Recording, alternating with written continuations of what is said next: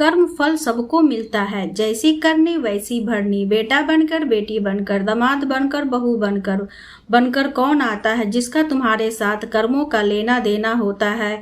नहीं लेना देना होगा तो आएगा ही नहीं। एक फौजी था, उसके माँ बाप नहीं थे, उसने शादी भी नहीं की, भाई बहन भी नहीं थे। जो भी कमाता फौज में जमा करते जा रहा था। थोड़े ही दिन में एक सेठ जी को, जो फौज में माल सप्लाई करते थे, उससे उसका परिचय हो गया और दोस्ती हो गया। सेठ जी ने कहा, जो तुम्हारे पास पैसा है वह उतने के उतने ही पड़ा है, तुम मुझे दे दो, मैं कारोबार में लगा दूंगा तो पैसे बढ़ता जाएगा, इसलिए तुम दे दो।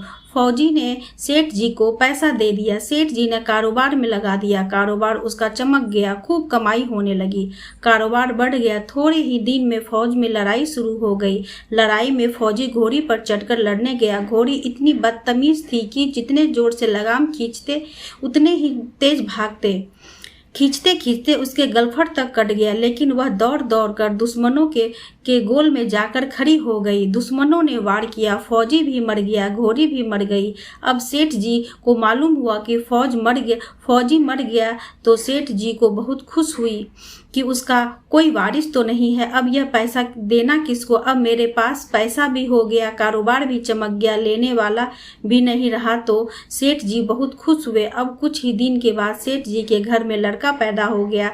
अब सेठ जी और भगवान की बड़ी दया है, खूब पैसा हो गया, कारोबार भी हो गया, लड़का भी हो गया, लेने वाला भी मर गया। सेठ जी बहुत खुश थे। वह लड़का होशियार था, पढ़ने में समझदार था। सेठ जी ने उसे पढ़ाया लिखाया।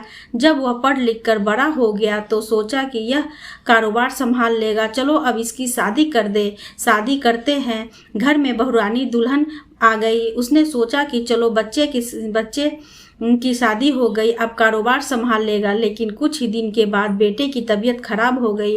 अब सेठ जी डॉक्टर के पास, हकीम के पास दौड़ रहे थे। वह भी जोर से मेहनत कर रहे थे, दवा खिला रहे थे और दवा का असर नहीं कर रहा था। बीमारी बढ़ती ही जा रही थी, पैसा बर्बाद हो रहा है और रोग कट नहीं रहा, पैसा खूब लग रहा है। अंत में डॉक्टर ने कहा कि इलाज मर्ज हो गया है, अब इसको असाध्य रोग हो गया है, यह लड़का 2 दिन में मर जाएगा। जवाब देने पर सेठ जी निराश होकर बेटे को लेकर घर आ रहे थे कि रास्ते में एक आदमी मिला। कहा, अरे सेठ जी क्या हुआ, बहुत दुखी लग रहे हो? सेठ जी ने कहा कि मेरा जवान बेटा था, हमने सोचा बुढ़ापे में मदद करेगा। इसकी शादी होते ही वह बीमार हो गया, हमने इसके इलाज में खूब पैसा लगा दिया, जिसे जितना मांगा उतना दिया, लेकिन आज डॉक्टर ने जवाब दे दिया, अब यह बचेगा नहीं, असाध्य रोग हो गया है, यह लड़का 2 दिन में मर जाएगा। जवाब देने पर सेठ जी निराश होकर बेटे को लेकर घर आ रहे थे कि रास्ते में एक आदमी मिला। कहा, अरे सेठ जी बहुत दुखी लग रहे हो? सेठ जी ने कहा कि मेरा जवान बेटा था, हमने सोचा बुढ़ापे में मदद करेगा, इसकी शादी होते ही वह बीमार हो गया, हमने इसके इलाज में खूब पैसा लगा दिया, जिसे जितना मांगा उतना दिया, लेकिन आज डॉक्टर ने जवाब दे दिया, अब यह बचेगा नहीं, असाध्य रोग हो गया है, अभी ले जाओ, 2 दिन में मर जाएगा। आदमी ने कहा, अरे सेठ जी तुम क्यों दिल छोटा कर रहे हो?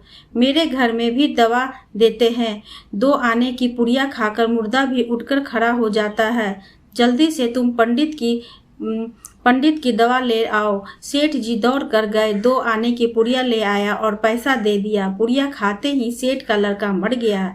अब सेठ जी रो रहे हैं, सेठ की पत्नी रो रही है और घर में बहू रानी और पूरा गांव रो रहा है। गांव में शोर मच गया कि बहू रानी सेठ जी की कमर जवानी में टूट गई। अब लोग रो रहे हैं। तब एक महात्मा जी आए, उन्होंने कहा कि भाई क्यों रोना धोना? लोग बोले, इस सेठ का एक ही जवान लड़का था, वह भी मर गया, इसलिए सब लोग रो रहे हैं, सब दुखी हो रहे हैं। महात्मा बोले, सेठ जी रोना क्यों? सेठ महात्मा, जिसका जवान बेटा मर जाए वह रोएगा नहीं तो क्या करेगा? महात्मा ने सेठ से कहा, कारोबार के लिए पैसा मिला था तो बहुत खुश थे।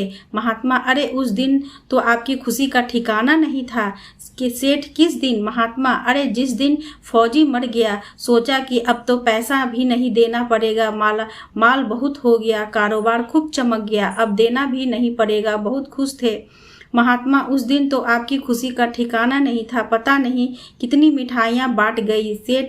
सेठ उस दिन महात्मा, अरे जिस दिन लड़का पैदा हुआ था सेठ महाराज, लड़का पैदा होता है तो सब खुश होते हैं, तो क्या बात है महात्मा, उस दिन तो खुशी से आपके पैर जमीन पर नहीं पड़ रहे थे।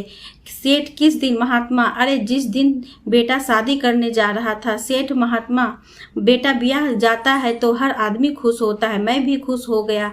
महात्मा, तो जब इस बार खुश हो गए तो जरा सी बात के लिए क्यों दुख हो रहे हो। सेठ महाराज, यह जरा सी बात है, जवान बेटा मर गया है, जरा भी सी बात है। महात्मा, अरे सेठ वह फौजी पैसा लेने के लिए बेटा बनकर आ गया, पढ़ने लिखने में, खाने में, पहनने में और शौक श्रृंगार में जितना लगाया था लग गया, शादी ब्याह में सब लग गया और ब्याज लगाकर डॉक्टरों को दिलवा दिया। अब जो 2 आने बचे पैसे बच गए हैं वह भी बहन जी को दिलवा दिए और पुड़िया खाकर चल दिया। अब कर्मों का लेना देना पूरा हो गया। सेठ जी ने कहा, हमारे साथ कर्मों का लेना देना था, चलो हमारे साथ जो हुआ सो हुआ, लेकिन वह जवान बहुरानी जो घर में रो रही है, जवानी में उसको धोखा देकर भी विधवा बनाकर चला गया, उसका क्या जुर्म था कि उसके साथ ऐसा गुनाह किया। महात्मा बोले, वह वही घोड़ी है जिसने जवानी में उसको धोखा दिया, उसने भी जवानी में उसको धोखा दिया। वेद और पुराणों के साथ